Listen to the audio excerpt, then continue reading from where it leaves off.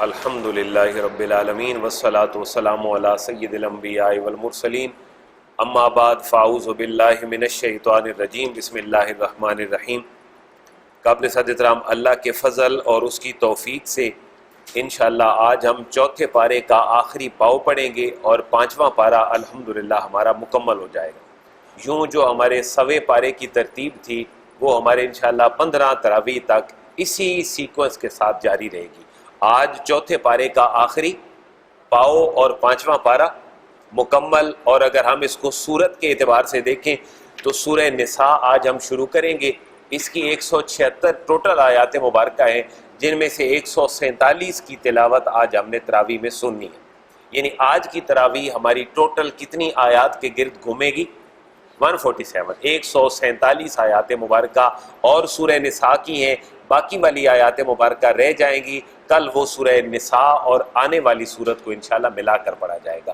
اور سبق نمبر 2 ہمارا جو روزانہ کی بنیاد پر چل رہا ہے، قرآن کو سمجھنے کے لیے قرآن کا مزاج سمجھنا ضروری ہے۔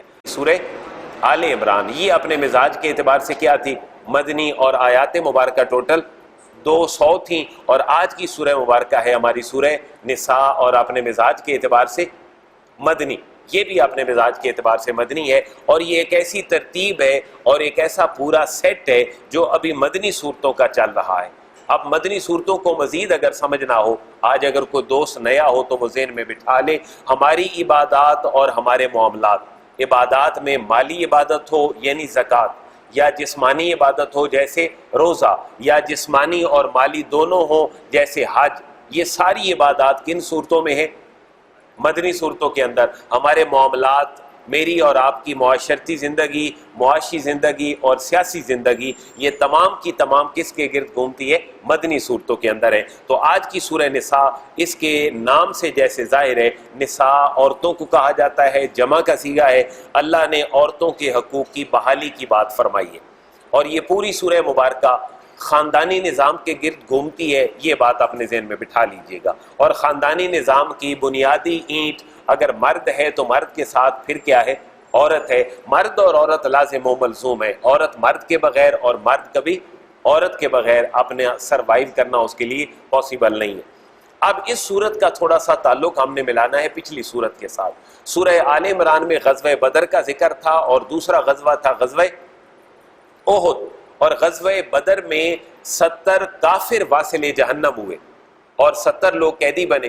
لیکن غزوہ احد میں کام الٹ ہو گیا، مسلمانوں کو 70 لاشیں اپنے اٹھانے پڑی، اور یہ پہلا موقع تھا جب مسلمانوں کے گھروں میں 70 لوگوں نے جام شہادت نوش کیا غزوہ احد میں۔ اب اس کا ذکر تھا سورہ آل عمران میں۔ اب جو عورتیں بچ گئیں شہداء کی، اور ان کے جو بچے اور بچیاں بچ گئیں، وہ بیوہ اور یتیموں کے احکامات کو اللہ نے تفصیل کے ساتھ اس سورہ مبارکہ کے اندر بیان فرمایا، اور اسی سے پھر ایک آگے سبق چلا ہے جو بڑے تسلسل کے ساتھ چلا ہے۔ سب سے پہلی بات وَآتُوا الْيَتَامَىٰ أَمْوَالَهُمْ، بھائی یتیموں کے مال ان کو دے دیا کرو۔ اگر تم وقتی طور پر گارڈین بنے بھی ہو تو اس کے اندر تم اتار چڑھاؤ نہ کرو، اور اپنے ہاتھ کی صفائی نہ دکھاؤ، بلکہ ان کو دے دو جب وہ بالغ ہو جائیں۔ اور اس کے بعد متعدد شادیوں کی اجازت فرمائی۔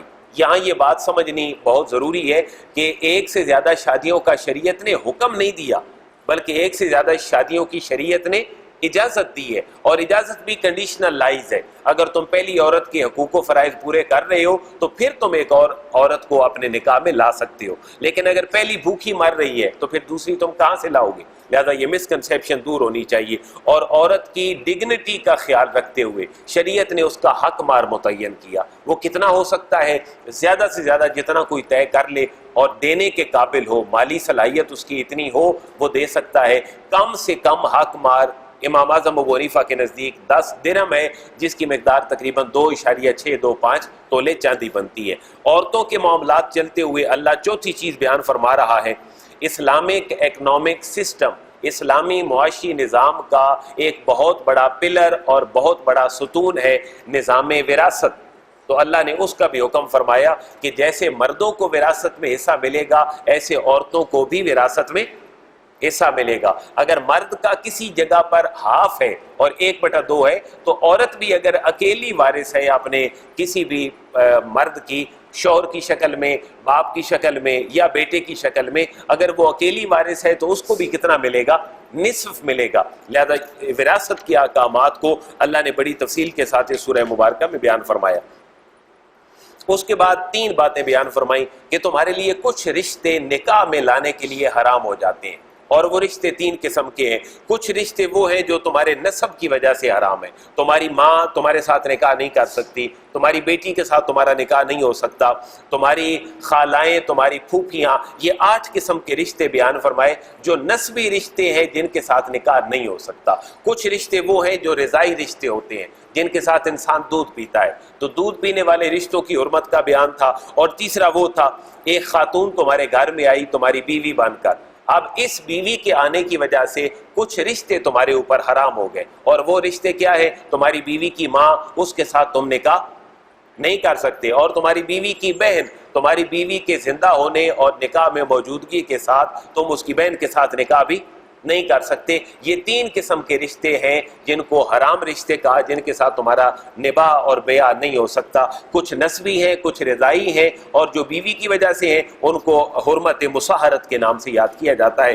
قرآن کا بہت بڑا اصول جو 30 پاروں میں جا بجا اللہ نے ذکر فرمایا ہے وہ یہ ہے، یرید اللہ ان یخفف عنکم وخلق الانسان ضعیفا، اے انسان تجھے شریعت کا پابند کرتے ہوئے میں نے تیری بشری کمزوریوں کا خیال رکھا ہے۔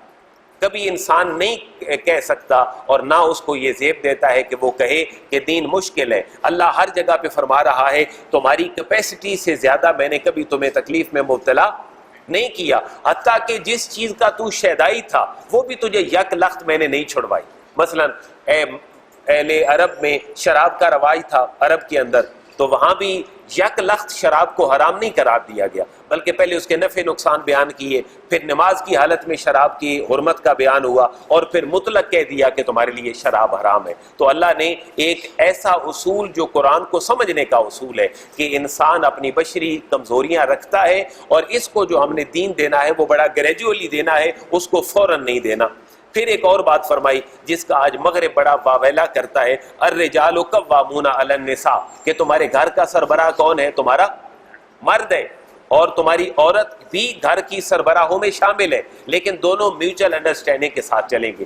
کوئی دنیا کا ادارہ ایسا نہیں ہے کہ جہاں 2 بیک وقت برابر اختیارات رکھتے ہوئے اس گھر کو سروائیو کریں اور چلائیں۔ کبھی ایک کالج کے اندر 2 پرنسپل نہیں ہو سکتے، کسی ایک ملک کے اندر 2 وزیر اعظم نہیں ہو سکتے، اور ہر جگہ پہ آفیشلی ایک سسٹم موجود ہے، بڑے سے بڑا، بڑے سے چھوٹا، چھوٹے سے بڑا۔ اسی نظام کے تحت فرمایا تمہارے گھروں کی سربراہی کس کے سپرد ہے؟ مردوں کے سپرد ہے۔ عورت صنف نازک ہے، وہ گھر میں رہے اور مرد کو ساری ذمہ داریاں دے دیں کہ تم نے اس کا خیال رکھنا ہے۔ اور پھر یہ بات اللہ اس صورت میں دہرا رہا ہے جو سورہ بقرہ کے اندر گزر چکی ہے۔ اگر عورتوں کے ساتھ تمہارا نباہ نہیں ہو سکتا، جو تمہاری بیوی ہے، تو کیا کرو؟ کیا فوراً طلاق دے دو؟ نہیں، فرمایا پہلے اس کو اس کی غلطی باور کرواؤ، اگر پھر بھی اس کو اپنی غلطی کا احساس نہیں ہوتا تو پھر تم اس کو اپنے بستر سے جدا کر دو۔ اگر تمہاری غلطی ہے تو وہ تمہارے بستر سے جدا ہو جائے، اگر پھر بھی بات نہیں بنتی تو پھر ایک منصف مرد کے خاندان میں سے اور ایک منصف عورت کے خاندان میں سے، یہ دونوں پیچ اپ کروائیں۔ اگر یہاں بھی بات نہیں بن سکتی تو پھر وہ پیریڈ کہ جس میں عورت پاک ہے، اس کو مینسز اور ماواری نہیں ہے، ان دنوں میں مرد اپنی عورت کو کتنی طلاقیں دے؟ 1 طلاق دے، پھر اس کا پریسکرائبڈ پیریڈ گزرے، پھر ایک اور طلاق دے، پھر اس کا پریسکرائبڈ پیریڈ گزرے، پھر 1 طلاق دے۔ اب بھی اگر ان کا نباہ نہیں ہوتا تو اب جدا ہو جائیں۔ لیکن ہمارے معاشرے کا المیہ یہ ہے کہ جب کوئی انسان 3 طلاقیں بیک وقت دے بیٹھتا ہے تو پھر سوچتا ہے اسلام اتنا سخت تو نہیں ہو سکتا، مجھے آسانی ڈھونڈنی چاہیے، اور اس کو بعض جگہ سے آسانی فتوے کی شکل میں مل بھی جاتی ہے۔ لیکن دیکھنا یہ ہے کہ شریعت اس کو بستر سے جدا کرنے سے لے کر اور گھر کے 2 منصف بنانے تک، اور 1 طلاق، پھر دوسری طلاق، پھر تیسری طلاق، راؤنڈ اباؤٹ کتنے دن سوچنے کے دے رہا ہے شریعت اس کو؟ کم از کم صرف اور صرف پاکی کے ایام اگر گنے جائیں 3 طلاقوں میں تو 90 دن کا پیریڈ وہ بنتا ہے، اور منصف بنانے کے اگر آپ 30 دن نکال لیں اور ایک دوسرے کے ساتھ انڈرسٹینڈنگ کرتے ہوئے اگر نباہ نہ بنے 30 دن اگر آپ وہ لگا لیں تو 150 دن شریعت نے اس مرد کو سوچنے کے لیے پہلے دیا ہے لیکن اس نے اس کو اویل نہیں کیا. اب جب اپنے پاؤں پہ کلاڑی مار بیٹھا ہے, اب آسانی ڈھونڈنے لگ پڑا ہے کہ شریعت میں کبھی کوئی مشکل نہیں ہو سکتی, لہذا مجھے 3 طلاقیں اگر میں دے بیٹھا ہوں تو تب بھی وہ ایک ہی ہوگی. تو یہ ایک آج کے معاشرے کا المیہ بن چکا ہے. لیکن قرآن نے ایک بڑی پیاری نفسیاتی بات کی ہے, وَاعْبُدُوا اللَّهَ وَلَا تُشْرِكُوا, عورت اور مرد کے نباہ کے ساتھ فرمایا وَاعْبُدُوا اللَّهَ, کس کی عبادت کرو؟ اللہ کی عبادت کرو. ان دونوں حکموں کا بڑا ایک نفسیاتی تعلق ہے کہ اگر تمہاری معاشرتی زندگی کامیاب نہیں ہو پا رہی تو سر کس کے آگے جھکاؤ؟ اللہ کے آگے جھکاؤ. اللہ تمہارا دل نرم کر دے گا, تمہارے لیے معاملات بہتر ہو جائیں گے. اسی صورت کے اندر شراب کی حرمت ہے, لیکن میں نے عرض کر دیا شراب گریجولی حرام ہوا, نہ کہ یک لخت اللہ نے شراب کو حرام قرار دیا. تیمم کی آیات مبارکہ کہ اگر پانی میسر نہ ہو تو تیمم کر لو, اسی سورہ مبارکہ کے اندر ہے. اور پھر مقام رسالت کو اللہ نے بیان فرمایا ہے. میں 2 جملے بولنے لگا ہوں, ان کو ذرا غور سے سنیے گا. اللہ فرما رہا ہے میرا نبی محمد مصطفیٰ صرف میسنجر نہیں ہے, صرف پیغام پہنچانے کے لیے نہیں آیا, بلکہ وہ ایک لیجسلیٹر بھی ہیں, وہ قانون ساز بھی ہیں. وہ تمہارے لیے حلال کا قانون بھی بنا سکتے ہیں اور تمہارے لیے حرام کا قانون بھی بنا سکتے ہیں. فلا وربک لا یؤمنون حتی یحکموک فیما شجر بینہم, 65 نمبر آیت مبارکہ میں اس حکم کو بیان فرمایا. اور اینما تکونوا یدرککم الموت, تم جہاں کہیں بھی ہو موت سے فرار تمہارے لیے کبھی بھی ممکن نہیں ہے. یہ بیسیکلی ایک واویلے کا جواب ہے. واویلا یہ تھا, مسلمان مجاہدین چلے گئے جہاد میں, منافقین نے کہا بھئی اگر تم نہ جاتے تو تمہاری زندگی بچ جاتی, اپنے گھروں کے اندر رہ لیتے. تو اللہ فرما رہا ہے محبوب ان منافقوں کو جواب دے دیں جو آپ کے مجاہدین اور غازیوں کے دلوں کو چھوٹا کر رہے ہیں, بظاہر کہ موت تو تمہیں گھر میں بھی آ جانی ہے, اگر وہ میدان جہاد میں آ جائے تو اور بہتر ہے. پھر ایک اور محبت بڑھانے کا اصول بیان فرمایا, اذا حییتم بتحیۃ فحیوا باحسن منها اور ردوها, اگر تو کوئی تمہیں سلام کرے تو محبت بڑھاتے ہوئے تم بھی اس کے سلام کا جواب دو. اور صرف جواب نہ دو بلکہ جتنی محبت سے اس نے سلام کیا تھا اس سے زیادہ محبت کے ساتھ تم اس کے سلام کا جواب دو. اور اگر تم کسی بندے کو قتل کر بیٹھو جان بوجھ کر تو اس کے بارے میں فرمایا فجزاؤہ جہنم, اس کی سزا کیا ہے؟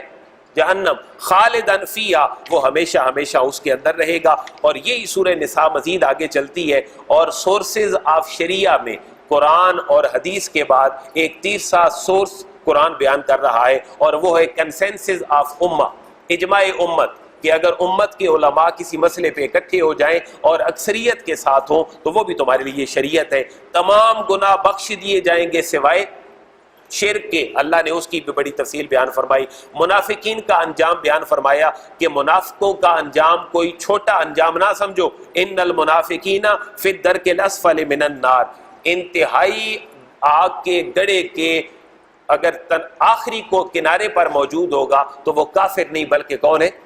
منافق ہے, کہ جو اپنے چہرے کے اعتبار سے اور ہے, اپنے دل کے اعتبار سے اور ہے. اور بار بار قرآن ایک حکم کو ریپیٹ کر رہا ہے. میں نے کل بھی عرض کیا تھا سورہ آل عمران میں, آج اللہ سورہ نساء میں فرما رہا ہے یا ایھا الذین آمنوا لا تتخذوا الکافرین اولیاء من دون المؤمنین. تمہاری خارجہ پالیسی مسلمانوں کے ساتھ ہونی چاہیے. تمہاری خارجہ پالیسی کے تحت تمہاری فرینڈشپ اور تمہارا تعلق کبھی کافروں کے ساتھ نہیں ہونا چاہیے, کبھی کافر تمہارا دوست نہیں ہو سکتا. اور آج کی آخری آیت مبارکہ جو ہم پڑھیں گے 5ویں پارے کی آخری آیت ہے اور ہمارے اس سورہ نساء کی 147 نمبر آیت ہے. اس کو ذرا گھر جا کر بڑے مزے لے کے پڑھیے گا, بڑی کمال آیت ہے. ما یفعل اللہ بعذابکم ان شکرتم وآمنتم وکان اللہ شاکرا علیما. ذرا ترجمہ دیکھیے گا, ما یفعل اللہ بعذابکم, اللہ فرماتا ہے میں تمہیں عذاب دے کر کیا کروں گا, میں تمہیں عذاب دے کر کیا کروں گا, ان شکرتم وآمنتم, تم شکر کرتے رہو اور میری ذات کے اوپر ایمان لاتے رہو, میں تمہیں جنت عطا فرما دوں گا. وکان اللہ شاکرا علیما, اللہ تمہارا شکر بھی قبول کرنے والا ہے اور تمہاری دل کی کیفیتوں کو علیما جاننے والا بھی ہے. یہ ادھار ہے آیت مبارکہ, یہ آپ نے گھر چل کے پڑھنی ہے. ما یفعل اللہ بعذابکم ان شکرتم وآمنتم وکان اللہ شاکرا علیما. آج کی تراویح میں سورہ مبارکہ کون سی؟ سورہ نساء. ٹوٹل آیات 176, اور آج ہم نے کتنی پڑھنی ہے؟ 147, 147. اور اپنے مزاج کے اعتبار سے کون سا مزاج رکھتی ہے؟ مدنی. اللہ ہمیں اس قرآن کو پڑھنے کی، سمجھنے کی اور اس پر عمل کرنے کی توفیق نصیب فرمائے۔ وما علیہ الا البلاغ۔